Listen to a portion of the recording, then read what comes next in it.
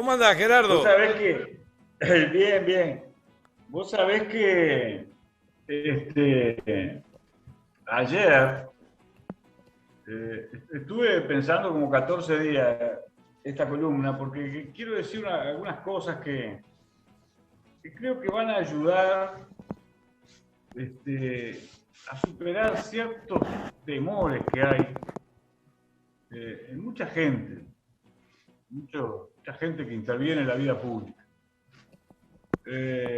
Pero ayer conversé con algunos de mis compañeros de los movimientos de derechos humanos, familiares y otros, con los que compartí muchos años de lucha por verdad y justicia, y nunca más, al terrorismo de Estado, y me comentaron que asistieron a una comisión del Senado porque querían expresar su rechazo a esta ley que procura otorgar prisión domiciliaria a los violadores de los derechos humanos durante la dictadura. ¿Qué cosa?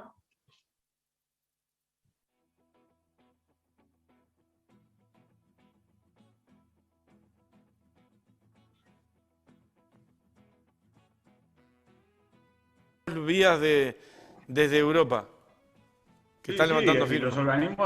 los organismos de derechos humanos están atónitos, pero lo que me importa señalar es que fueron objeto de un destrato por parte de una senadora que está totalmente fuera de su cabal. Y sabes una cosa, yo estoy haciendo un esfuerzo vos mismo y todos estamos haciendo un esfuerzo, toda la gente más o menos inteligente está haciendo un esfuerzo, en cuanto se viene un periodo complicado de polarización política como consecuencia de que hay que votar la derogación o no de los artículos de la LUC, todo el mundo está haciendo un esfuerzo por poner sensatez e inteligencia y que el debate tenga los niveles de deliberación conflictiva que tenga que tener, pero que preserve la calidad de la cultura democrática, la honestidad intelectual en la reflexión sobre los problemas, sobre los análisis ideológicos de las distintas sensibilidades. Y los partidos representan intereses de clase, y naturalmente tienen diferentes posiciones. Como dijimos muchas veces, en el Uruguay la izquierda es el movimiento orientado a democratizar las relaciones sociales. Y la derecha es el movimiento orientado a estructurar formas de concentración de poder con mayor o menor densidad intelectual. Pero ese conflicto está planteado siempre. Lo que ocurre es que la dramaticidad de la inestabilidad que caracteriza al mundo es tan alta que hay que no tener dos dedos de frente para promover polarizaciones artificiales a los conflictos ya existentes. No, hay que tener dos dedos de frente. Y están haciéndolo, están comunicando más que gobernando, más que pensando en un proyecto nacional, están generando hechos vulgares, pero además manipulando la verdad una y otra vez. Entonces, todo tiene un límite, ¿no? Pero lo de ayer, lo que me contaron que pasó en las últimas horas, fue una cosa que es inaceptable. Porque una cosa es bueno, que algún conjunto de individuos muy vinculados al aparato represivo de la dictadura, ahora que está en el gobierno, quiera beneficiar a su público, digamos.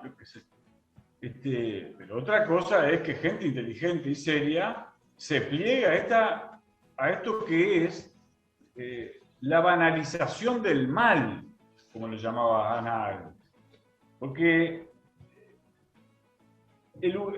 una actitud humanitaria frente a los veteranos que caen en prisión, veteranos mayores de una X edad, es saludable y sana.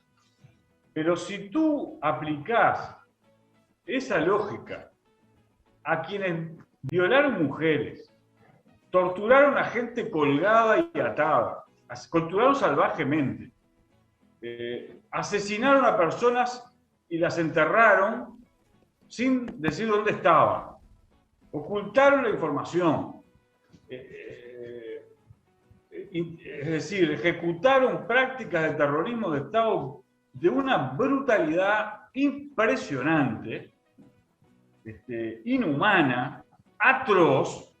Entonces, ¿tú qué estás haciendo? Tú estás diciendo, bueno, esto hay que ser, esto, bueno, ya pasó. No, no es así. No es así que se construye cultura democrática, no es así que se construye valores, formas de concebir la sociedad. No es así. Y la historia está llena de hechos y de momentos difíciles, dramáticos, que cuando hay excesos de esta naturaleza, que se salen del cauce más elemental de la humanidad, del derecho de la vida del otro, y de la integridad moral y espiritual del otro, eso se puede tener una actitud política orientada a superar ese conflicto, pero no se puede banalizar la dramaticidad de esa monstruosidad, porque entonces las generaciones jóvenes no la educamos en un rechazo y un repudio radical a esos actos. Y entonces, pero que además que todavía que van con la pretensión de hacer eso, de banalizar el mal, además todavía destraten a los organismos de derechos humanos y a gente que padeció monstruosidades, eso es absolutamente intolerable y muestra que hay gente en el gobierno que no está siendo seria, no está pensando con seriedad. No todo el gobierno, por suerte en el gobierno también hay gente sensata, sana, que se da cuenta que la calidad de la convivencia democrática en este momento de América del Sur y de la humanidad es casi como las joyas. No, cuidar eso es muy importante, para todas las partes, para todos los partidos políticos y las organizaciones sociales. Entonces, no se puede andar jugueteando y polarizando artificialmente y generando violencias de muy diversa naturaleza. Ya bastante violencia contiene la luz, si se me permite, porque es punitivista en grado extremo. Pero, y además atenta contra algunos de los derechos de los trabajadores de un modo increíble, excesivo, y no sensato.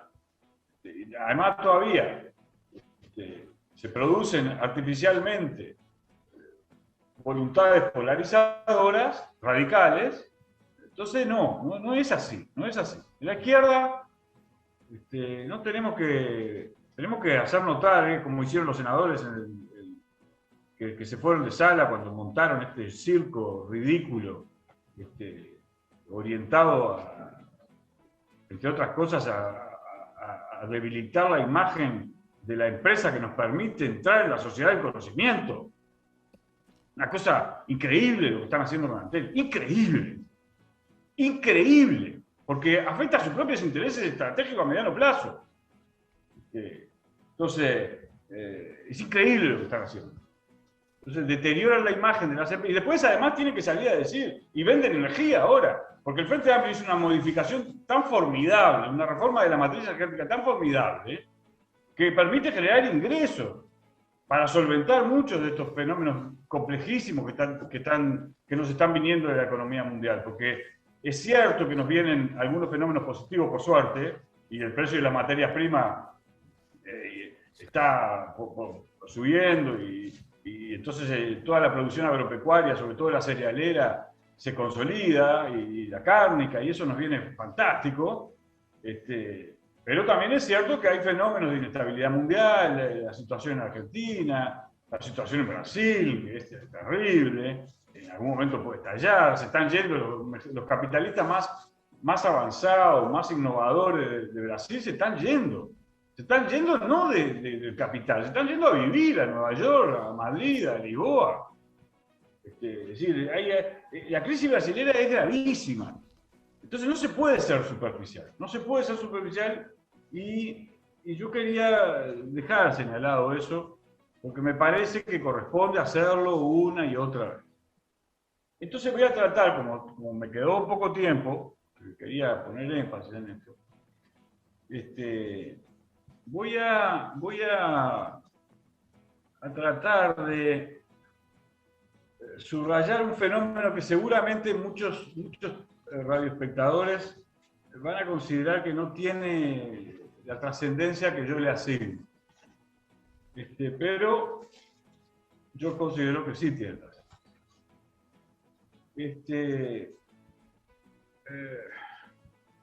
En este espacio de diálogo,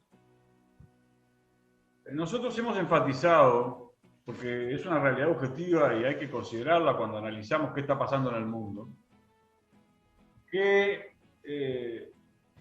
el proyecto revolucionario conducido por Vladimir Ilich Lenin en 1917 tuvo un impacto transformador sobre la sociedad mundial absolutamente impresionante.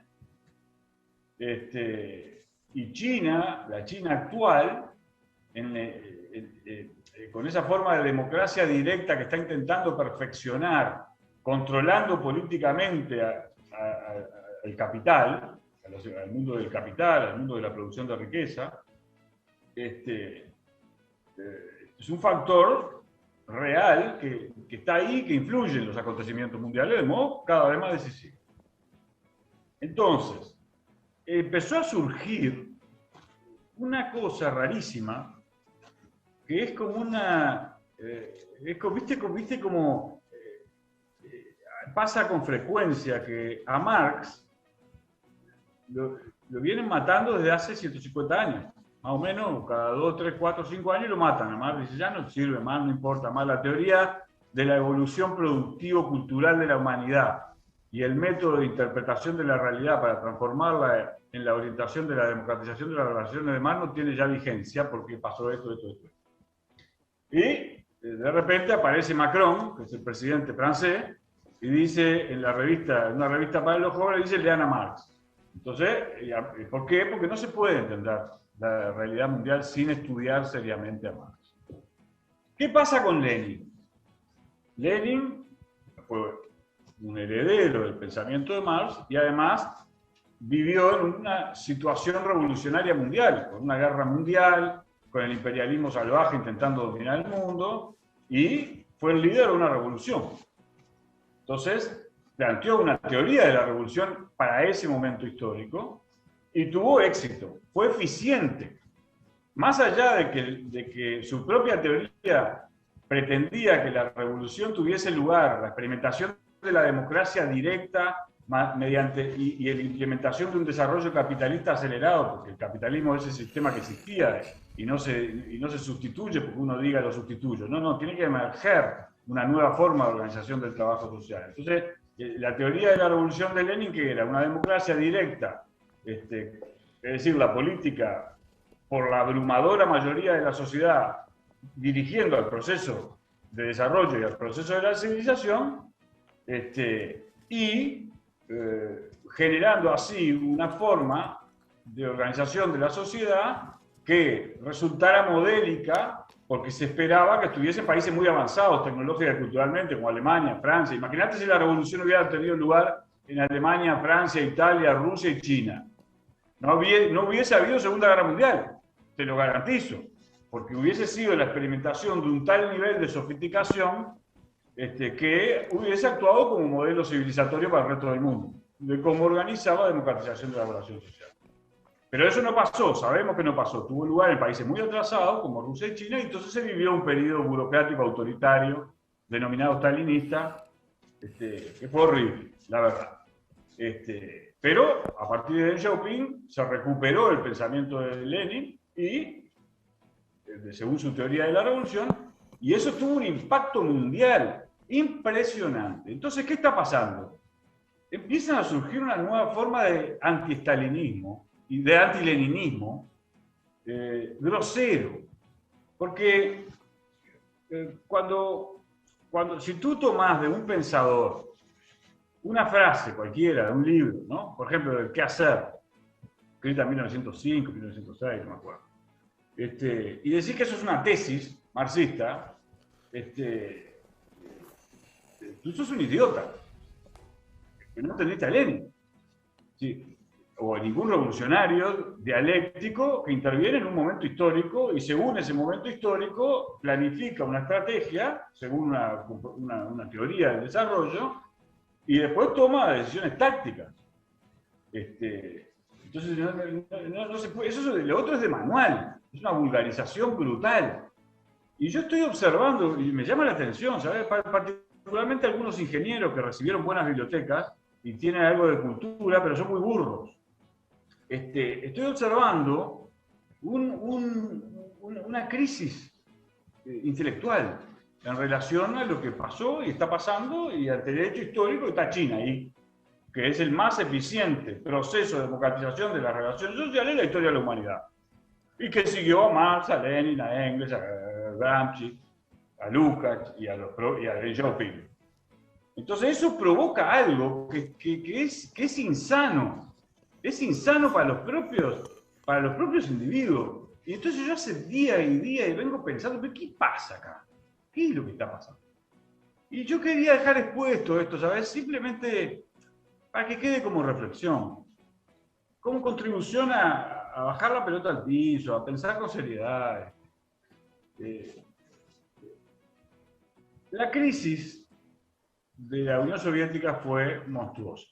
Se derrumbó una construcción que había llevado muchas décadas, que había logrado cosas impresionantes, la igualdad de la mujer, la alfabetización de toda la sociedad, la elevación cultural de millones y millones y millones de campesinos que vivían en condiciones infernales, ¿verdad? Pero implosionó. Y cuando implosionó, mucha gente que, claro, había puesto energías para tratar de participar de los procesos de democratización de las relaciones sociales siguiendo ese modelo, adoptó dos tipos de actitudes. Una actitud fue, aquí no ha pasado nada, y chao que te vaya bien. Y otra actitud fue, bueno, está, ya cambiemos de barco y de bandera rapidito, porque así no, un poco oportunista, si querés que te diga. Y eso no quiere decir que no hubiera esfuerzos honestos y sentimientos honestos, ¿no? Por favor, miles, millones de personas padecieron como una crisis emocional, espiritual impresionante. Pero, ¿qué pasó con la historia? La historia volvió a presentar que es necesario reflexionar científicamente y con seriedad sobre lo que pasó. Y eso es lo que hay que hacer. Porque el efecto de ese fenómeno produjo un tal cambio civilizatorio que hoy, si a alguien en Occidente, Europa, Estados Unidos o América del Sur, se le ocurre resolver los problemas, conflictos y contradicciones de la sociedad mediante el control monopólico del Estado, está loco. Está loco, no está siendo sensato. ¿Por qué? Porque hay un montón de cambios en la composición de las clases sociales, en la estructura económica, en la diversidad de las esferas de desenvolvimiento productivo y cultural de los seres humanos, en el aprendizaje de la cultura democrática, garantista, republicana, donde ello se pudo conseguir, interiorización como un valor. Entonces, pero eso no quiere decir que haya que pararse en el lugar en el que más cómodo resulta para que a uno le pongan una alfombra roja. No, hay que ser serios. Y realmente, yo sé que para muchos compañeros este parece un tema menor, pero no lo es, porque necesitamos producir un marco conceptual, teórico, de cómo es mejor democratizar las relaciones sociales en lo que queda del siglo XXI en Occidente. Y para hacerlo, necesitamos un profundo nivel de rigor científico y de honestidad intelectual, de camaradería incluso, de afectividad, porque el desafío es monumental, porque más bien lo que está ocurriendo no es esto, más bien lo que está ocurriendo es una tendencia a la concentración obscena de la riqueza y del poder. Entonces el desafío para parar eso y democratizar las relaciones sociales es enorme. Entonces es muy importante la actitud con la que lo hacemos, y a eso quería remarcar para por fin dejar con este comentario de hablar del pasado y empezar a hablar del futuro, y sobre todo de un tema que ya anuncié como 7 veces y que prometo en la próxima columna abordar, que es una pregunta clave de la democracia en el siglo XXI, que es: ¿cuál es el sujeto social de la democracia en el siglo XXI? ¿Cuál es? ¿Tira el título? Bueno, bueno, el sujeto social de la democracia, viste que las clases sociales, sigue habiendo 2 clases sociales prevalecientes en el capitalismo, que son los empresarios capitalistas y los trabajadores asalariados. Aunque es bastante más difusas ahora en la medida que se han incorporado unas nuevas tecnologías. Muchas subclases, el campesinado clásico está dejando de existir en buena parte del mundo. Sí. No los productores rurales, pero el campesinado clásico está de existir. Entonces, ¿te parece poco eso? No, la revolución no, ya sé, pero quiero decir, fue una de las clases sociales que tenía un rol que era mayoritaria durante siglos y siglos. Entonces eso implica cambios. Aunque de cualquier manera se produce más en la tierra, pero a otro tipo de tecnología. Se produce más por hectárea. Sí, claro, por supuesto, sí. Pero progresivamente, salvo en las zafras de recolección de tal y cual cosa, trabajan cada vez más máquinas y menos seres humanos, que además ya no viven en el campo con la misma intensidad con la que vivían antes, etc. En fin, productores rurales, además, viste que está lleno de ingenieros agrónomos, veterinarios que compran tierra y se juntan, médicos, a los que les fue muy bien, en algunos especializados, en algunos periodos, compraron tierra. Entonces hay en todo el mundo esto, no solo acá. Entonces hay fenómenos de cambios muy importantes. Pero sobre todo, hay un cambio clave, y con eso terminamos, porque si no, no dejamos espacio a otros. Hay un cambio clave, que es que se está produciendo un tal nivel de concentración monopolista de algunos sectores clave de la economía, que eso está haciendo desaparecer a muchas burguesías nacionales. Sí, pero perdóname una interrupción para picarla. También hay estados monopolistas hoy a nivel mundial. Estados que, en el caso de China, que alquila espacios siderales para plantar soja, un ejemplo, u otras cosas. Sí. Todos esos temas los vamos a tratar. Vamos a tratar de ver lo más detalladamente posible qué fenómenos están teniendo lugar en la economía y en la composición orgánica de la sociedad,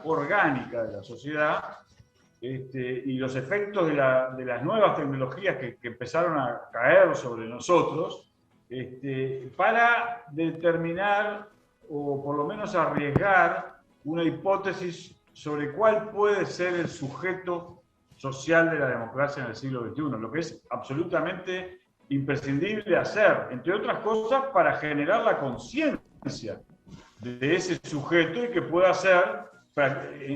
participar de la vida política con mayor lucidez e inteligencia. Lo estoy anotando. Anote, así me hace acordar usted. Sí, no tenga duda. El sujeto social de la democracia, social y político de la democracia en el siglo XXI.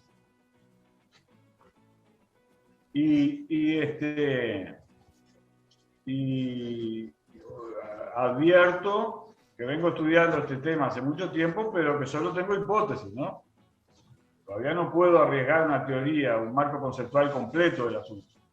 Pero creo que justamente para que participen más compañeros, más personas en la reflexión sobre este problema, que es absolutamente clave, y que nos lleva a otros muchos problemas, bueno, lo comparto mis incertidumbres, mis inquietudes y mis reflexiones para ampliar la masa crítica de gente que piense este problema, que es clave, ¿no? Sin sujeto social no hay democracia. La democracia es una construcción cultural de los seres humanos. Entonces, si no hay sujeto social inquieto y preocupado por participar políticamente para la construcción democrática, ¿qué va a pasar? Se hunde la democracia. Y no tenemos en Occidente que dejar que eso ocurra. Gracias, Gerardo. Muchísimas gracias a ti. Nos vemos, si es posible, la semana que viene. Sí, señor. Sí. Mirá, ¿qué me estás invitando a hablar semanalmente? También se podría, yo no tengo problema. Dale, lo hablamos en privado. Te mando un gran abrazo. ¿Me vas a cobrar más el cachet? No, te mando un cheque doble.